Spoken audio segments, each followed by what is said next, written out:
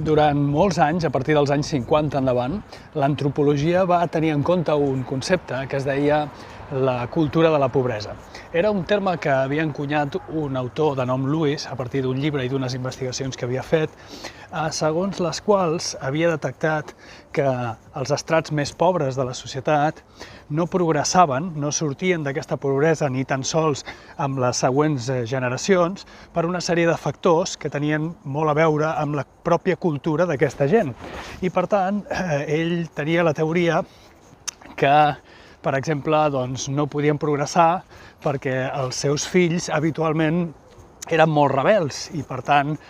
no aconseguien estudiar i, per tant, no podien accedir a segons quines feines més qualificades i més ben remunerades. També tenia la teoria que això era perquè eren societats o cultures, microcultures,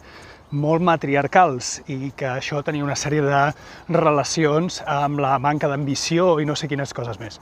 Tot això va durar uns quants anys, es va tenir en compte durant uns quants anys d'una manera molt seriosa, fins que van venir una colla d'antropòlegs nous que van dir «però què estàs dient?» O sigui, el que estàs dient és que la culpa de la pobresa és del pobre. Això és el que estàs dient. I no, resulta que aquests nous antropòlegs el que van fer va ser donar-li la volta a la truita, revisar aquests estudis, veure que en realitat aquests estudis que havia fet aquest tal Lewis eren francament sospitosos, que hi havia una sèrie de biaixos que no havia tingut en compte, que havia fet servir uns mètodes, pel cap baix, poc rigorosos. De fet, el que van fer aquests nous antropòlegs va ser tornar a estudiar aquesta qüestió des d'una nova perspectiva i el que van descobrir és que, primer de tot, el fet que en els estrats més pobres els nens i nenes, quan van a l'escola, no aconsegueixin arribar massa lluny en la seva carrera escolar, evidentment tenia molt a veure amb diversos factors, però un dels més importants, i que Lewis no mencionava, era que, precisament perquè la seva família necessitava ingressos, moltes vegades aquests nens havien de posar-se a treballar en edats molt joves i, per tant, havien d'abandonar l'escola. També van demostrar que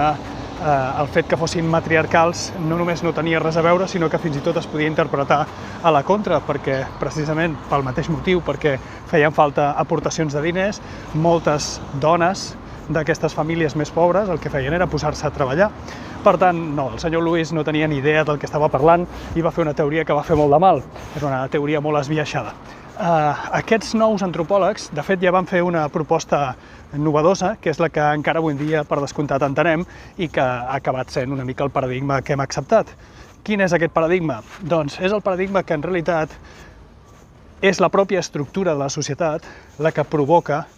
que els estrats més pobres es mantinguin en aquests mateixos estrats generació rere generació. És a dir, que no puguin sortir de manera fàcil d'aquest estrat de pobresa. Aquella idea utòpica de la mobilitat social i que en alguns països fins i tot en parlen com en propietat, el famós American Dream, aquí tothom pot aconseguir ser el que vulgui, si s'ho curra, si ho lluita, és absolutament fals, és universalment fals. No podem establir-ho com una norma, no tothom que vulgui pot arribar a ser el que vulgui, com és molt evident, encara que ens ho venguin així, i de fet tot el contrari, resulta que les estructures de poder que hi ha impedeixen a molta gent, sobretot els que estan en els estrats més desafavorits, els que són d'ètnies determinades, els que són d'un gènere determinat, els impedeixen progressar, perquè no els hi donen les mateixes oportunitats que els hi donen els altres.